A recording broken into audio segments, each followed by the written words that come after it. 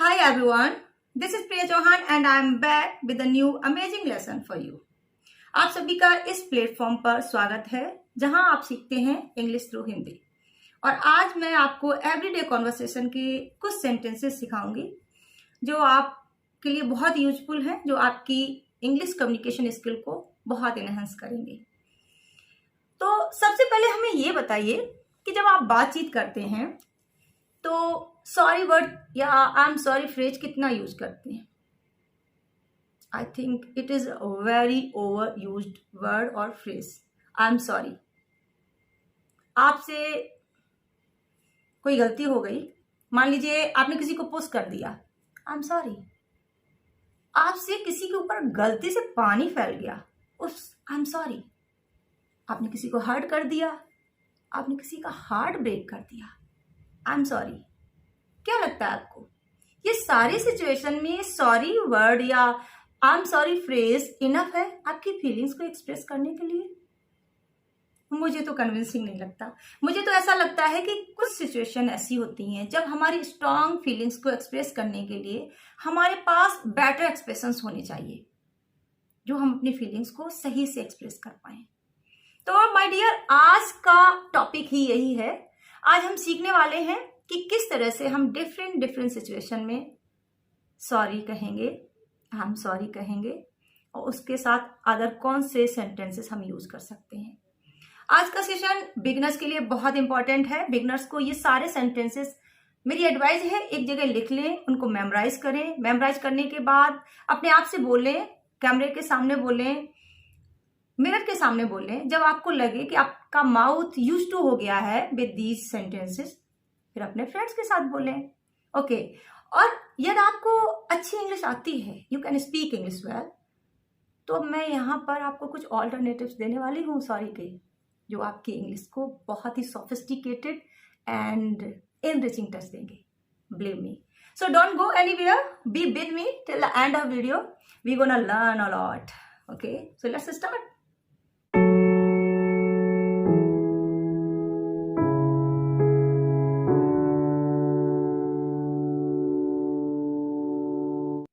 Okay, let's take our first phrase. एक situation समझने की कोशिश करते हैं, फिर आप बेटर समझ पाएंगे कि किस तरह से इस पर्टिकुलर एक्सप्रेशन को हम कहां पर यूज करें। ओके, आप अपने फ्रेंड से बहस कर रहे हैं, आर्गू कर रहे हैं किसी मैटर पर, आप आवेश में आ जाते हैं, कुछ ज्यादा बोल जाते हैं, फिर आपको रियलाइज होता है ये कुछ ज्यादा हो गया। ऐसा हम सभी के साथ हो जाता है, होता है ना? तो आप बोलते हैं I am sorry, I over reacted. I'm sorry, I overreacted. Means गलती हो गई, क्षमा करें, मैंने कुछ ज्यादा ही बोल दिया। I think this one the best expression to say sorry. ये दूसरा वाला expression, can I take back, ये भी आपका जो पहली वाली सिचुएशन है उसी से कनेक्टेड है। आपने कुछ ज्यादा बोल दिया, हिंदी में आप कहते हैं गलती से निकल गया यार, मैं अपने शब्द वापस लेता हूं, बोलते हैं ना? तो इंग्लिश में इसको बोलेंगे can I take that back, I am really sorry. Can I take that back, I am really sorry. क्या मैं अपने शब्द वापस ले सकता हूं? मैं बहुत शर्मिंदा हूं जो मैंने कहा उसके लिए। Okay, let's take another expression.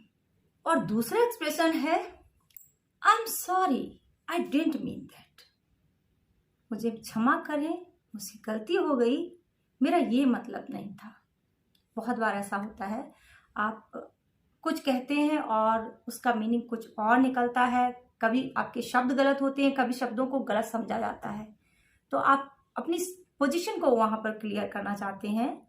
I didn't mean that, I am sorry. I didn't mean that, I am sorry.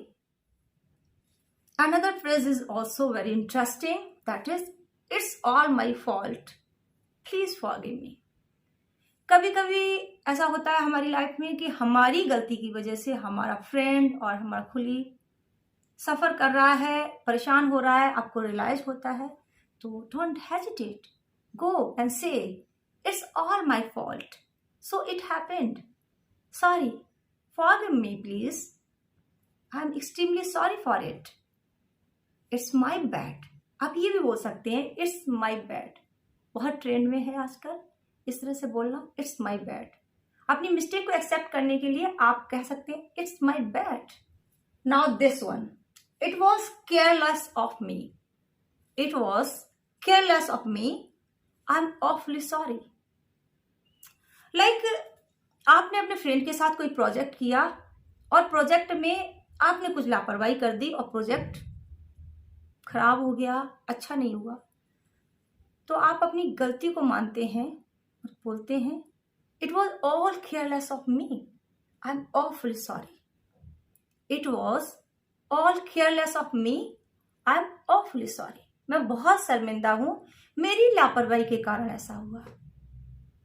आप ऐसा भी बोल सकते हैं I M responsible for that, मेरी गलती के कारण ऐसा हुआ, मैं उत्तरदायी हूं इसका। इट्स ऑल माई नेग्लिजेंस, ये पूरी तरह मेरी लापरवाही थी। It's all my negligence, I am responsible for that.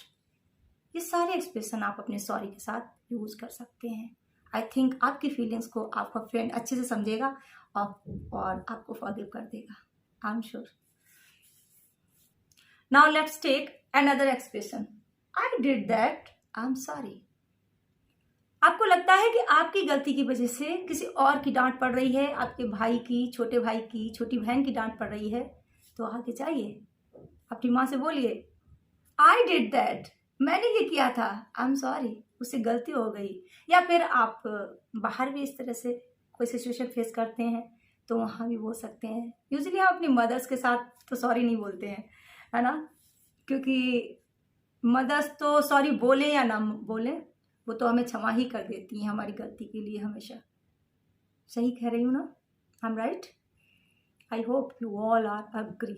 Now this one, I think this one also very strong and very good expression. Put it out of your mind, I am sorry if my words hurt you. अपने दिमाग से वो बातें निकाल दो जो मैंने कही हैं, मेरे शब्दों ने या तुम्हें चोट पहुंचाई है तो उसके लिए मैं क्षमा मांगता हूँ।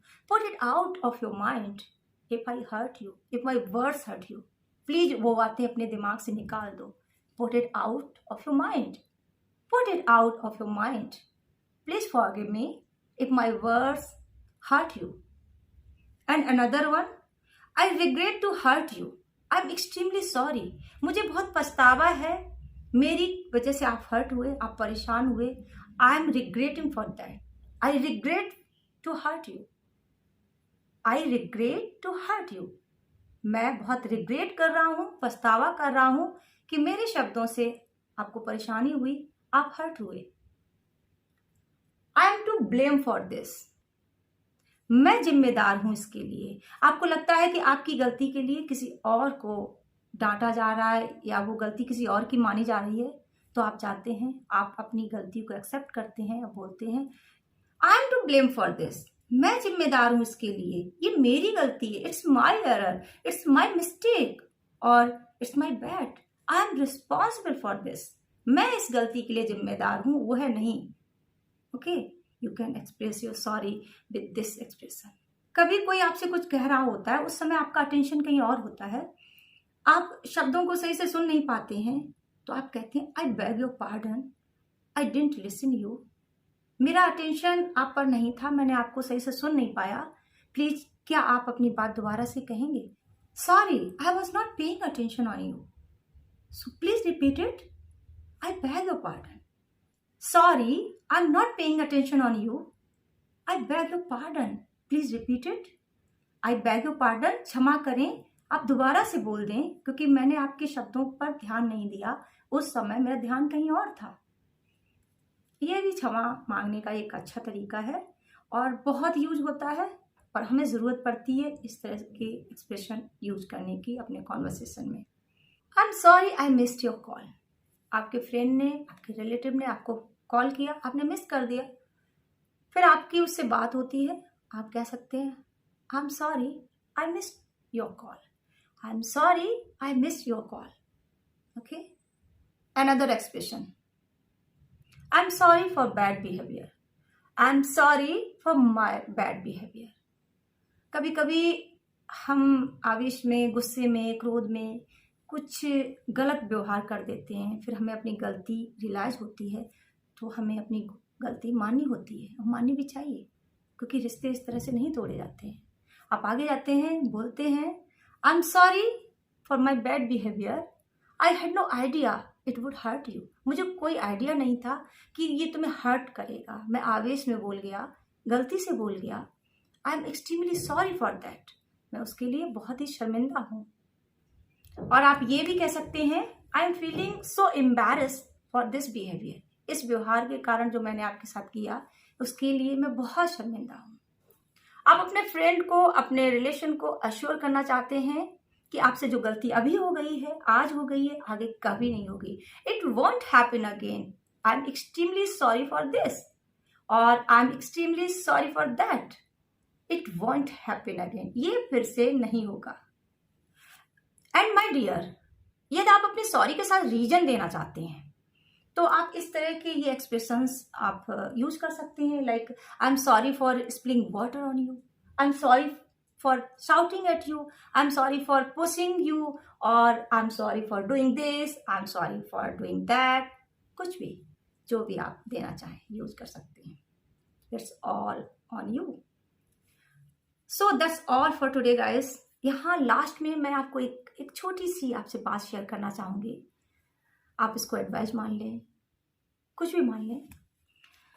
यदि आपको लगता है कि आपका रिलेशन आपके राइट या रॉन्ग होने से ज़्यादा इम्पॉर्टेंट है, तो आप चाहिए अपने EGO 3 लेटर वर्ड ईगो को अलग कीजिए, साइड कीजिए, और भले आपको पता है कि आप राइट हैं, फिर भी अपनी गलती मान लीजिए, it's my fault, forgive me, I am sorry, और मेकअप कर लीजिए, रिलेशन से पैचअप कर लीजिए, आपको बहुत अच्छा लगेगा।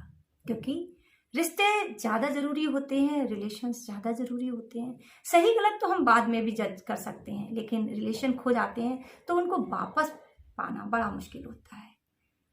Okay my dear, now time to wrap up. I hope आज के सेशन से, आज की वीडियो से आपने काफ़ी कुछ सीखा होगा। यदि वास्तव में आपने कुछ गेन किया है यहाँ से, then do favour for me, subscribe my channel, share with your friends and comment below. हमें बताएं कि आपको सबसे अच्छा कौन सा एक्सप्रेशन लगा। So keep learning, keep practising and keep on smiling. I see you soon in the next video. Bye bye.